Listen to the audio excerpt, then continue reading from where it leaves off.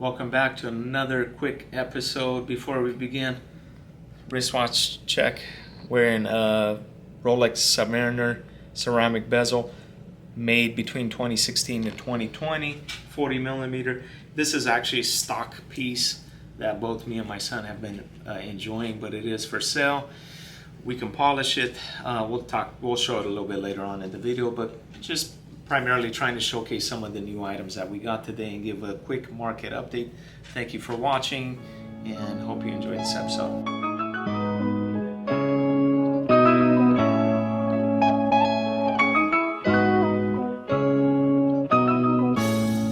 Alright, so here what we have is a Lange Datograph. It is in 18K rose gold. As you can see, the buckle is 18K rose gold as well. And the reason it is sealed like this is that it was serviced by Lange. We actually had this serviced in September of last year, but we had it set aside. We put it out for sale now. This datograph reference is 403.032. Very nice wristwatch.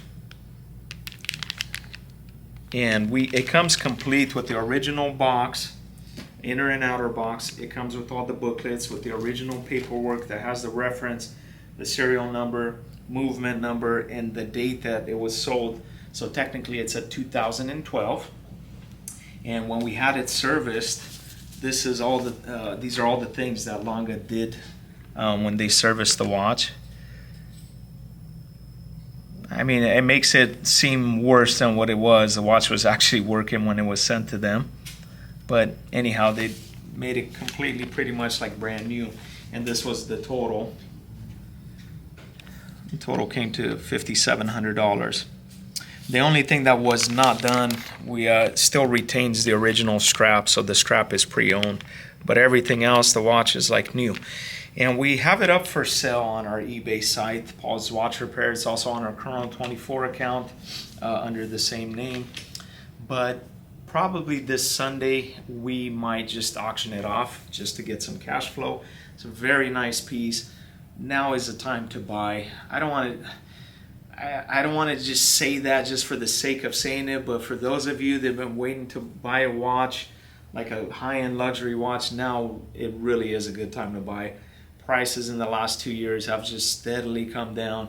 A lot of people are not spending money. In fact, this is the reason why we were doing an auction, just to get some cash flow put back into our business.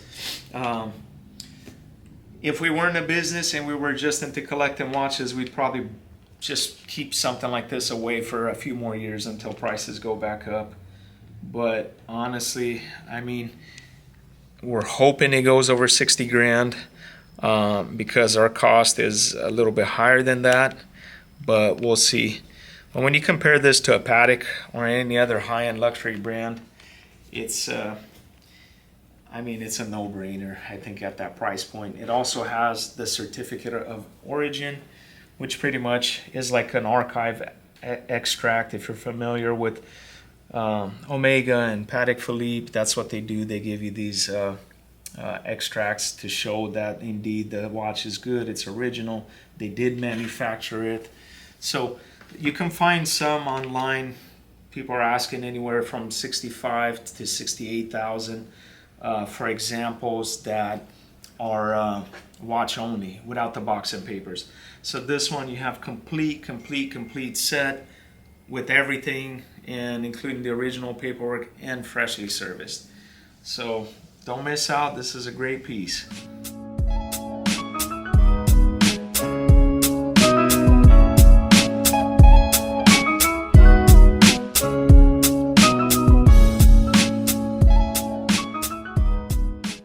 Also, what we got in is this 1997 Zenith Daytona. And we call it Zenith Daytona because Rolex used a movement that was made by the company Zenith. They used this movement between 1988 to the year 2000, and it's available for $20,650. You can actually get a hold of us. Maybe we can work something out on it. Reference on this is 16520. It's a nice clean example. It's been polished before. For those of you that are wondering, is it polished, unpolished? Yes, it's a polished watch, but still very good condition overall, and a very nice addition to any collection. It's not going to break the bank for what we're asking. I think we're very competitively priced, and it's watch only, no box, no papers.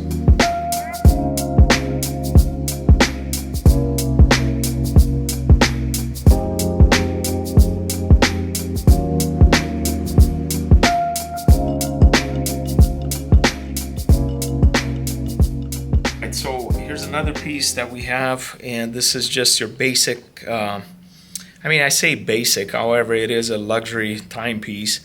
It's a Rolex Submariner, and it comes with box, does not come with original paperwork or anything like that.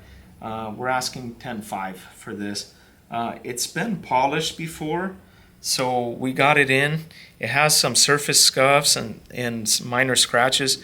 We can polish it, make it look like new if you wanted to have it polished. But like I said, it looks like somebody already polished it before. Again, very nice watch to get into for $10,500. Reach out to us.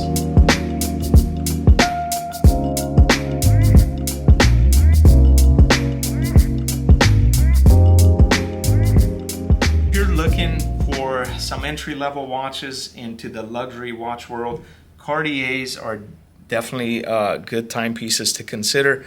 For example, we have this Cartier Roadster 42mm GMT automatic. It's a unisex watch, although it's a little bit bigger for ladies' wrist.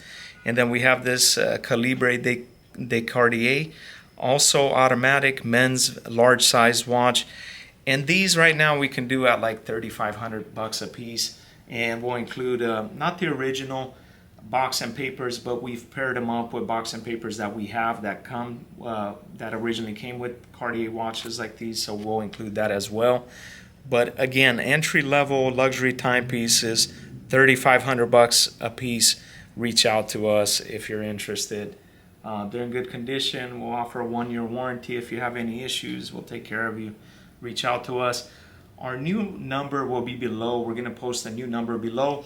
If you have any inquiries, you're looking to sell something, you're looking to buy something, you have any questions, please reach out to us to our new business phone number, and you can actually text us there. When you do text us, we ask that you introduce yourself. We need to know who it is. We get a lot of random numbers, and I don't always feel comfortable answering random numbers or responding back. I know there are some of you that might know us, but I need to know who you are. I just feel more comfortable. If you would do that, please just introduce yourself, let us know. And that's that. Thank you.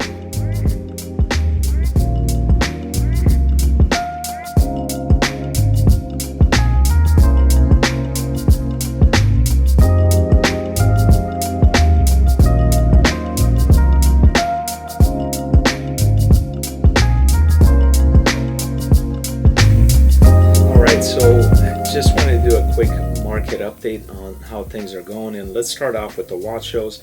We just did, me and my son, we did a watch show in Oregon. It was an NAWCC show. That stands for National Association of Watch and Clock Collectors. If you're not familiar with them, you can go online. You can become an NAWCC show member, and they have a lot more shows all over the US. They have a lot more shows than any other association, and it's good for people that are more into like vintage watches and stuff like that. You can get out there, but honestly, there was not much that happened at this show in Oregon. We sold a total of 8 watches, lower end watches, but it was nice getting out there, talking to some dealers. People weren't really buying stuff, and it seemed like a lot of people were trying to get rid of a lot of tools and stuff like that. It would have been good for somebody that was new in the business and wanted to pick up some tools and equipment and stuff like that. There was plenty to get at the show. And then we came back and we went to a couple of shows in Vegas. There were actually 4 shows in Vegas, but we only did the first couple of shows. One of them is an association called an ASI. The owner of that show is Thomas Milani. He's the one that started the show in Hong Kong over 25 years ago. That show in Hong Kong became very successful, and he's come here and he's trying to do the same thing here. that show was very well. It was in a nice room. It was a nice location and everything. It was a nice show, but also very slow. Not a lot going on, and it was kind of mixed in with the antique dealers and watch dealers and stuff like that. So I mean, we go there. We try to kind of help him out, to support him, to try to get that show built up if it's possible. I wish him very much success. We did have a couple of sales. We sold some low-end watches for very cheap. We had some buyers come from Hong Kong, but they were paying very cheap. So whatever we sold pretty much. We gave away, and we sold a couple of other higher-end pieces there. Again, not much that was going on. And then we went to the IWJG show. A lot of you are familiar with IWJG show because you see a lot of the bigger watch dealers. This is one of the main shows that they attend, and there were a lot of people. The show was very busy. As far as attendance goes, I probably have not seen a show that busy since maybe, I don't know, 2019. I think they had sold over 200 tables or somewhere around that. I think they said 204 tables. And then, of course, there's some people that don't show up. We had at least a few thousand people that, walked the floors, that were in attendance, coming and going. We sold a few pieces. If you wanted to sell anything there, you had to be very, I would say, low priced, or be very competitive with your prices, because at these shows, if you're taking a Rolex Hulk or Submariner or a GMT, there are a ton of other dealers that you're competing with that have the same exact stuff. We took a few pieces that, kind of unusual, different than what other dealers have. There were interest in it, but what we noticed, there were people that were buying, and there are people that spent quite a bit of money there to replenish their inventory and their stock. And then there are dealers that I've known for many years, that I've done business with, that weren't really buying much of anything. They were coming with a list, and if they had a list of what their customers were specifically looking for and perhaps made a deposit on, then they would try to buy that certain piece. But other than that, they weren't buying much stuff for their stock, but pretty much just whatever was on their shopping list. So everybody's really careful. Even dealers that are backed up by millions of dollars weren't spending money like they were before, so they're being very careful on what they stock. Besides that, talking about the watch market in general, it is stagnant. I mean, people are just not spending money, and I think a lot of the dealers, they're competing with each other, so almost on a daily basis, everybody's trying to get their inventory sold, so they kind of undercut the next dealer just to get the sale going. But for the consumer, for the end user, it's really a good time to buy. Of course, we want to sell stuff, and I'm not saying that just so we can get sales, but it is a good time to buy. Prices are very low. The market is very stagnant, and prices are low. If there are watches that you can get for a third less than what you would pay in 2020, 2021. So if you've been in the market for like a sports Rolex or anything in general, it really now is the perfect time to jump in on it.